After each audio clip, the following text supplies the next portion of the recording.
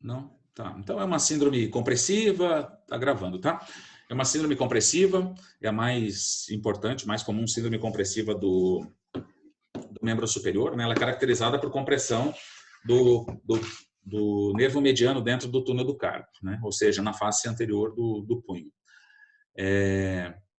Os principais sinais e sintomas produzidos por ela são alteração de sensibilidade na face anterior dos 3 primeiros dedos e na face lateral do quarto.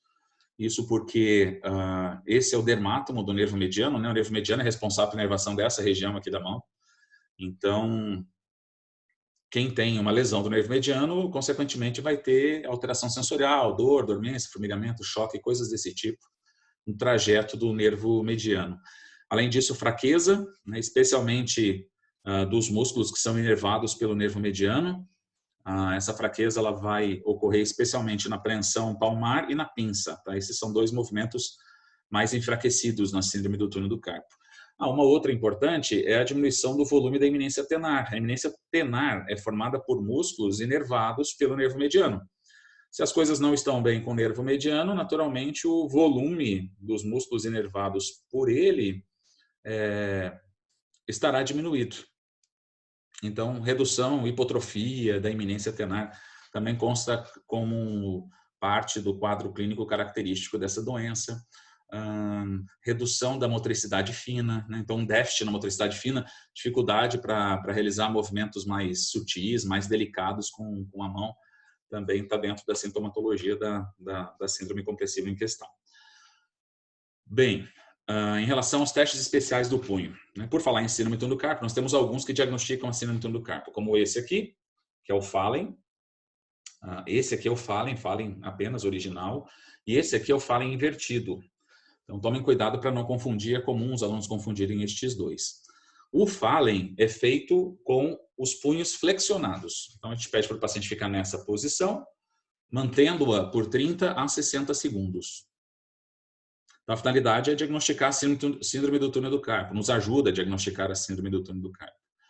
E o teste é positivo, Fallen com pH, né? É positivo quando o paciente tem piora da alteração sensorial. Né? Quando permanecendo assim por 30 a 60 segundos, ele apresenta mais dor, mais dormência, mais formigamento, mais choque no dermátomo do nervo mediano. Então, existe uma piora da alteração sensorial na face anterior dos 3 primeiros e também na face lateral do 4º dedo.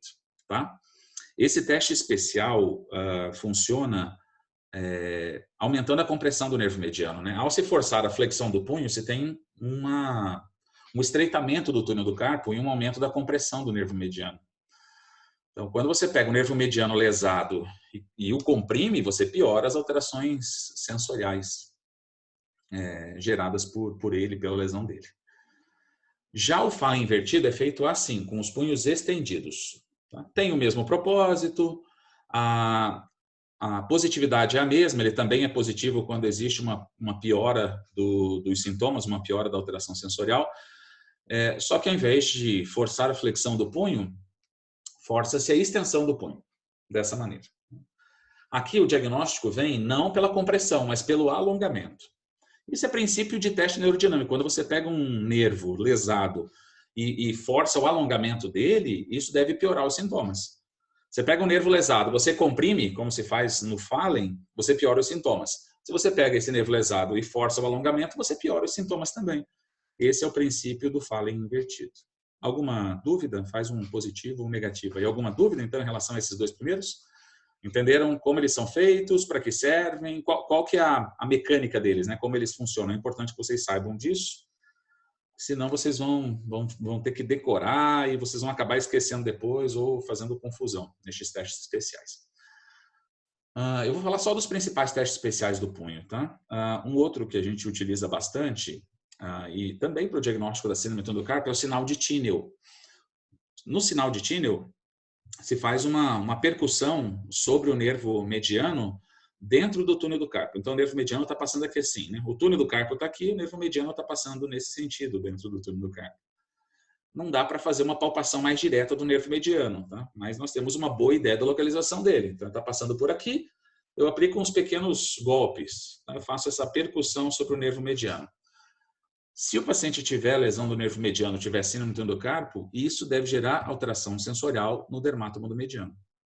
Então, mais um teste especial para a síndrome do endocarpo, positivo com a piora dos sintomas. Positivo com a piora da alteração sensorial no trajeto do nervo mediano, tá? A gente já tinha conversado sobre o sinal de Tinel, né, ou Tinel. Ele não é específico para o punho, ele não é específico para a síndrome do endocarpo. Dá para fazer o sinal de Tinel em qualquer nervo do corpo, em qualquer nervo um pouco mais superficial do corpo. Você tem uma ideia da localização, você pode fazer o sinal de Tinel. Você vai em cima do nervo e dá umas pancadinhas, dá uns golpes sobre o nervo. E o sinal de Tinel é sempre positivo quando há uma piora dos sintomas, quando há uma piora da alteração sensorial, quando ele é golpeado. Tá bom? E o último que eu vou falar é o Allen. O Allen ele avalia a perfusão da mão, a chegada de sangue na mão, a passagem de sangue pelas artérias radial e ulnar. Aqui assim está a artéria radial, aqui assim está a artéria ulnar. A artéria ulnar passa dentro do túnel de Guion, ou canal de Guion, que é um outro túnel existente na face anterior do punho. Então aqui assim está o túnel do carpo. Aí um pouquinho medialmente, né, na posição anatômica, um pouquinho medialmente ao túnel do carpo está o túnel de Guion. O nervo ulnar passa dentro desse túnel de Guion, a artéria ulnar passa dentro do túnel de Guion também. Então, a artéria ulnar está aqui, a artéria radial está aqui. No Allen, primeiramente, localizamos as artérias radial e ulnar. Então, a gente localiza a artéria radial, localiza a artéria ulnar. Não faz a compressão delas ainda.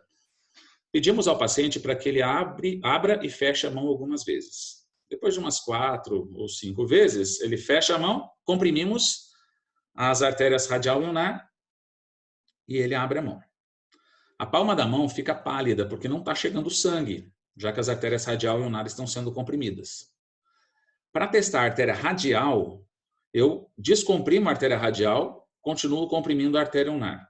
Quando eu faço isso, a palma da mão fica avermelhada, ela fica ruborizada. Isso é um bom sinal. Tá? Nesse caso, o Allen, na avaliação da artéria radial, é negativo, tá? Porque a minha mão ficou avermelhada. Ficou avermelhada porque a passagem de sangue pela artéria radial está boa. E quando eu continuei comprimindo a ulnar, soltei a radial, passou sangue pela artéria radial, minha mão ficou ruborizada com isso. Quando a pessoa tem algum estreitamento da artéria radial, algo que diminui a passagem de sangue dentro da artéria radial, quando ela faz o Allen quando ela recebe o Allen e a artéria radial é descomprimida, a palma da mão continua pálida, ou ela demora muito tempo para ficar avermelhada, porque demora muito tempo para chegar, não chega, ou demora muito tempo para chegar sangue, já que existe algum tipo de obstrução na artéria radial. Tá certo? Então, isso para avaliação da artéria radial. Para avaliar a artéria ulnar, a gente faz a mesma coisa, comprimimos, pedimos para a pessoa abrir a mão, ó, eu estou vendo a minha mão está bem pálida, bem esbranquiçada. Quando eu solto a artéria ulnar, descomprimo a artéria ulnar, a minha mão fica avermelhada. Então, quer dizer que existe uma boa passagem de sangue pela artéria ulnar. O meu teste de Allen para a artéria ulnar, né, no punho direito, pelo menos, é negativo, né, já que a minha mão ficou avermelhada. Se eu tivesse feito isso, descomprimido a artéria ulnar e minha mão continuasse pálida, aí é sinal de que não está passando sangue como deveria pela artéria ulnar. Então, Allen, com 2 L's, né, é teste especial ortopédico que avalia a circulação da mão, a perfusão da mão, a passagem de sangue pelas artérias ulnar e radial. Tudo bem? Tá, aí são os principais testes especiais dessa articulação. Agora a gente vai pular para a articulação do quadril. Tá? Se vocês tiverem alguma dúvida, perguntem no chat ou então depois da nossa próxima videoaula. Tá, em relação à anatomia e cinesiologia da articulação do quadril, eu gosto de, como vocês sabem, de fazer uma revisão desses aspectos antes de estudarmos a avaliação da articulação do quadril, o tratamento fisioterapêutico, as lesões e doenças, até para que vocês entendam melhor o que vai ser visto na sequência. A gente precisa relembrar aspectos mais importantes da anatomia e da cinesiologia. A articulação do quadril ela pode ser classificada como sinovial, né, como uma diartrose, claro, né, uma articulação que tem membrana sinovial, tem líquido sinovial, que tem uma mobilidade bem razoável. Então, ela é uma articulação diartrodial, né, uma diartrose ou sinovial. E ela é, ao mesmo tempo, uma articulação esferoidal. Então, são duas classificações distintas. Tem aquela primeira classificação, que leva em conta a composição, né, o conteúdo, o preenchimento da articulação. Então, nessa classificação, ela é sinovial. E existe uma segunda classificação, válida exclusivamente para as articulações sinoviais, que leva em conta a forma da articulação, das superfícies articulares. Nessa segunda classificação, ela é esferoidal, né? Pela presença de uma enorme esfera, pela presença de uma grande convexidade, ela pode ser classificada como esferoidal. Então, ela é uma articulação do tipo sinovial e esferoidal. Certinho? E ela é triplanar, triaxial. Como ela faz 6 movimentos em 3 planos diferentes e em 3 eixos diferentes, ela pode ser classificada como triaxial. Triaxial porque ela tem movimentos nos 3 eixos. Triplanar porque ela tem movimentos nos 3 planos. Vamos dar uma relembrada na cinesiologia do quadril. Planos e eixos anatômicos dos movimentos da articulação do quadril. Flexão e extensão, na posição anatômica, são movimentos que acontecem para frente e para trás. Então, são movimentos que acontecem no plano sagital e no eixo frontal, né, que é o eixo coronal. Ok? Abdução e adução do quadril são movimentos que acontecem lateralmente, para fora e para dentro. Então, são movimentos que acompanham o plano frontal e o eixo, consequentemente, vai ser o sagital. E as rotações interna e externa de quadril, que são os últimos 2 movimentos da articulação do quadril, a articulação do quadril tem 6 ao todo, né? Rotações interna e externa são os 2 últimos. São movimentos que acontecem nesse sentido, né? No plano transversal. E sempre que o plano é transversal, o eixo é longitudinal. Tá? Então, flexo, extensão, os 6 movimentos do quadril: flexão, extensão, abdução, adução, rotação interna e rotação externa. Sendo que flexão e extensão, plano sagital, eixo coronal, frontal. Abdução e adução, plano frontal, eixo sagital, que é o anteroposterior. E as rotações interna e externa com um plano horizontal ou transversal, né, que é a mesma coisa, e eixo longitudinal. Tudo bem, pessoal, até aqui? Tá, e em relação à estabilidade. É uma articulação que tem enorme estabilidade.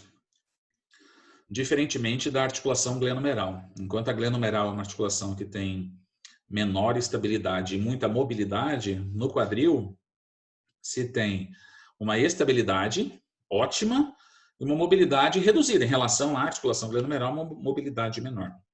E não poderia ser diferente, né? A articulação do quadril é de descarga de peso, então a gente precisa de bastante sustentação, de bastante estabilidade nessa articulação. Então, depois eu vou falar para vocês quais são os motivos da boa estabilidade da articulação do quadril, tá? Os motivos da anatomia, da biomecânica que explicam a ótima estabilidade da articulação do quadril.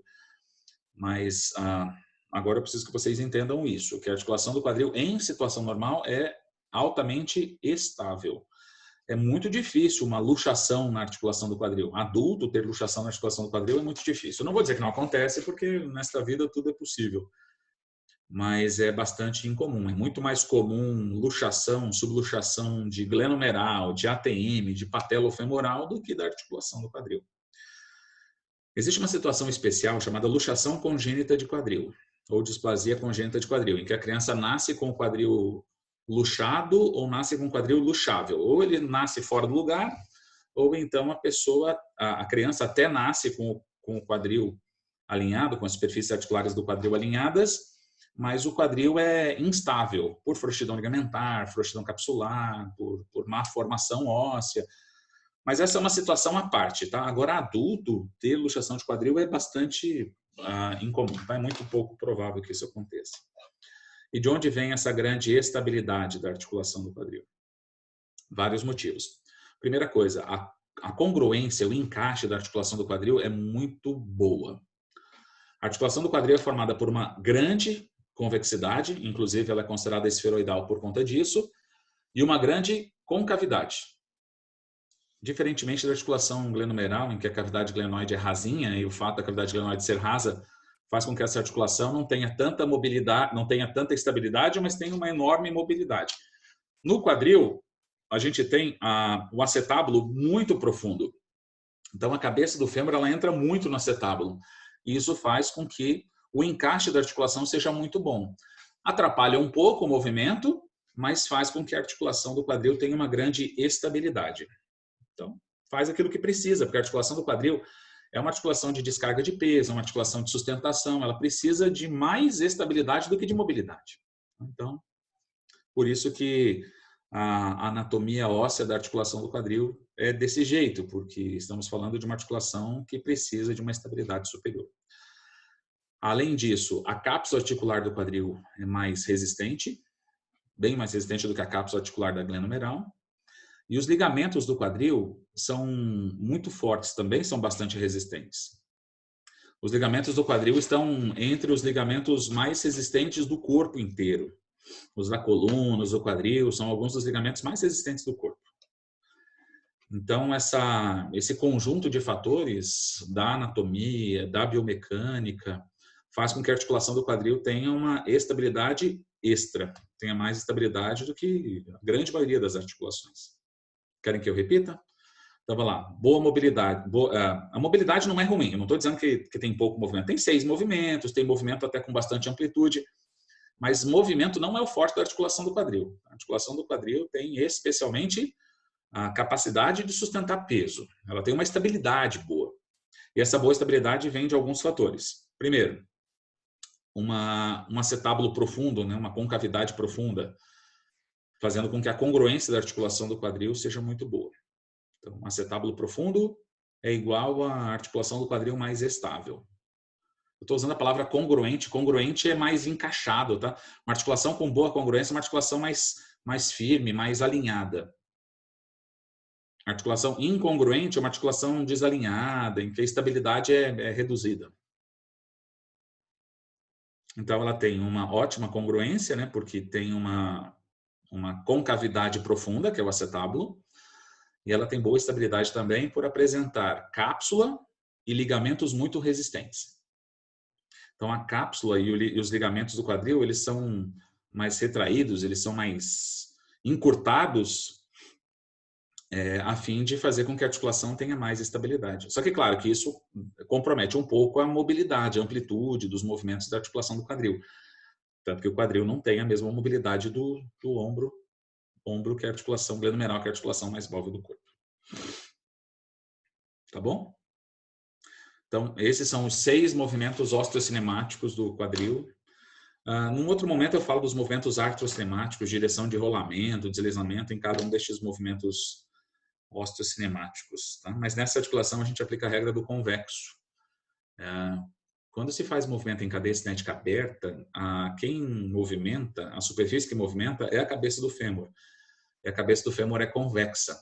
Quando o braço móvel, quando o osso que movimenta é convexo, e é o caso, rolamento e deslizamento acontecem em direções diferentes, em direções contrárias, direções opostas.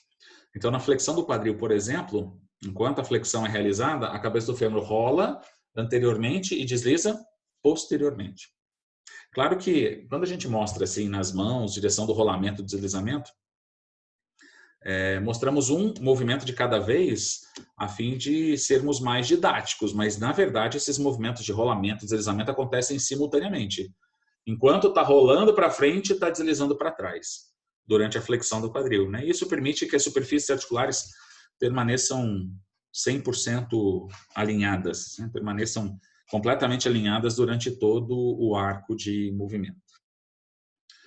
Já na extensão do quadril, como o movimento acontece para trás, então o rolamento é posterior e o deslizamento é anterior. Então, rolamento e deslizamento em direções contrárias, em virtude na articulação do quadril, aplicarmos a regra do convexo, e não a regra do côncavo. Tranquilo, pessoal, até aqui? Tá. Em relação aos músculos, a articulação do quadril tem 23 músculos. Isso também explica a boa estabilidade da articulação do quadril. Então, são muitos músculos e músculos muito fortes estabilizando a articulação do quadril. Glúteo máximo, ilio-psoas, músculos adutores do quadril, reto femoral, são músculos bem fortes e são músculos da articulação do quadril que participam da estabilidade dinâmica da articulação do quadril.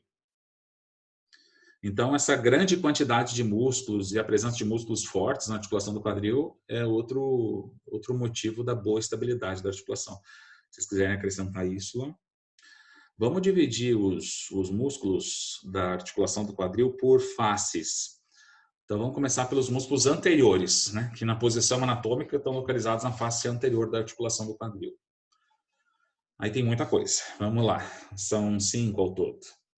Então, passando pela face anterior do quadril e participando, consequentemente, do movimento de flexão da articulação do quadril, temos o reto femoral. Não é certo falar que o quadríceps passa pela face anterior do quadril, porque o quadríceps é um grupo muscular formado por 4, ou pelo menos 4 músculos. Tem referências falando que o quadríceps tem 5, 6, 7, até 8 músculos, tá? Mas originalmente são 4 os músculos do quadríceps. Apenas o reto femoral dos músculos do quadríceps é biarticular. Apenas o reto femoral cruza a articulação do quadril. Os outros músculos do quadríceps, vasto medial, vasto intermédio, vasto lateral, eles cruzam apenas a articulação do joelho. Eles passam só pela face anterior do joelho e não passam pela articulação do quadril. Então, se vocês falarem que o quadríceps é um grupo muscular localizado na face anterior do quadril, não vai estar certo. Porque vai dar a sensação de que todos os 4 passam pela face anterior do quadril. E não é bem assim. É apenas o reto femoral. Então, é melhor especificar, né, que o reto femoral é o único músculo do quadríceps a passar pela articulação do quadril e ele passa pela face anterior da articulação do quadril. Tá, então, reto femoral, sartório, que é o maior músculo do corpo, ele começa na espinha ilíaca anterosuperior e vai descendo, passando pela face anterior do quadril, se dirigindo à face medial do joelho para terminar na pata de ganso. Então, ele está passando pela face anterior do quadril, né? Ele sai da IAS, espinha ilíaca anterosuperior, e passa anteriormente na articulação do quadril. Então, ele é um músculo anterior da articulação do quadril também. E eu vou falar de 3 de uma vez só. Eu falei que são 5 os músculos anteriores do quadril, né? Falei do reto femoral, falei de sartório e agora o ilipsoas. O ilipsoas não é um músculo, mas um grupo muscular formado por 3 músculos. Psoas menor, psoas maior e o músculo ilíaco. Então, esses são os 3 músculos do ilipsoas, todos eles passando pela face anterior da articulação do quadril. Tá, então, estão aí os 5 músculos anteriores do quadril. O reto femoral, sartório e os 3 músculos do ilipsoas, que são psoas menor, psoas maior e músculo ilíaco. E por estarem na face anterior do quadril, fazem flexão na articulação do quadril. Todos esses músculos fazem flexão. Claro que o ideal é analisar caso a caso.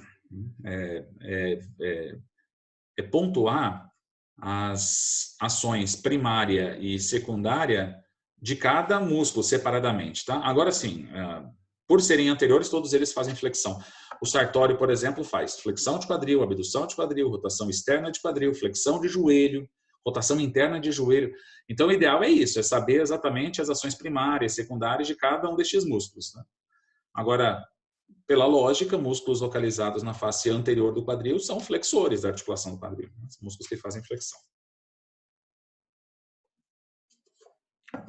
Beleza até aqui? Tá. Na face lateral do quadril, existem 3.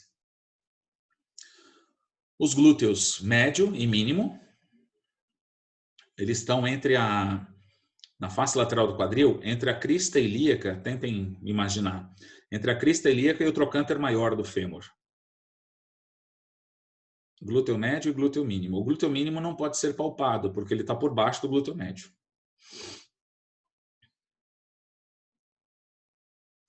E o terceiro é o tensor da face lata. Alguns livros o trazem como anterior do quadril.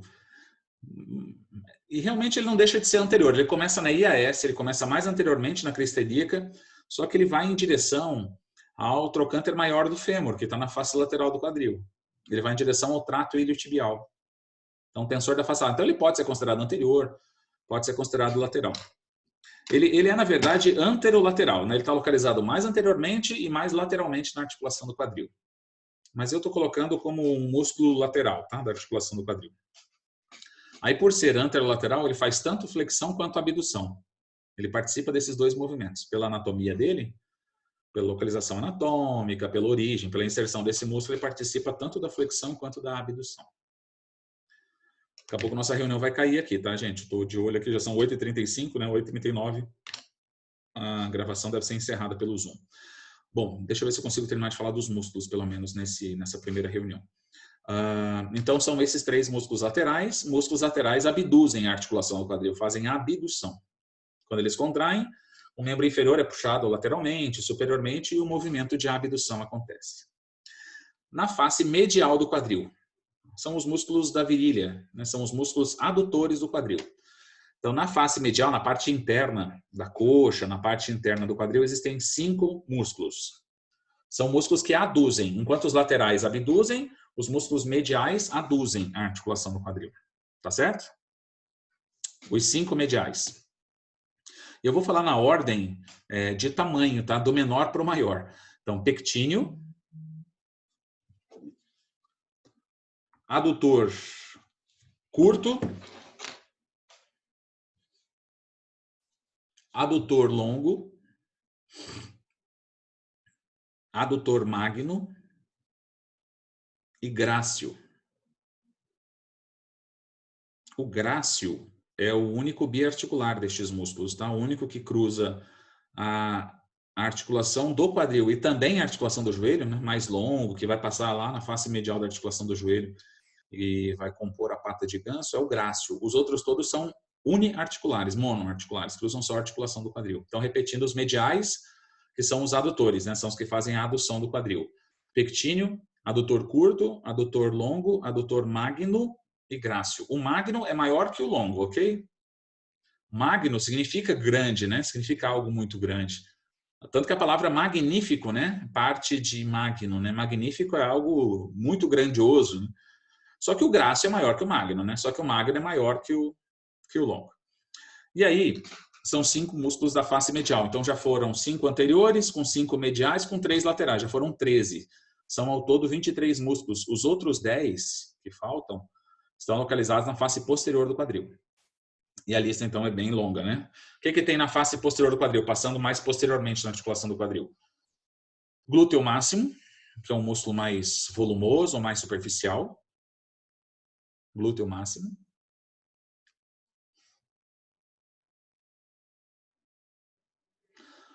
Os músculos posteriores da coxa, aqueles 3 que formam o isquiotibial, estão passando lá atrás na articulação do quadril. Bíceps femoral, semitendinoso e semimembranoso. Esses 3 últimos músculos que eu citei, juntos formam o isquiotibial.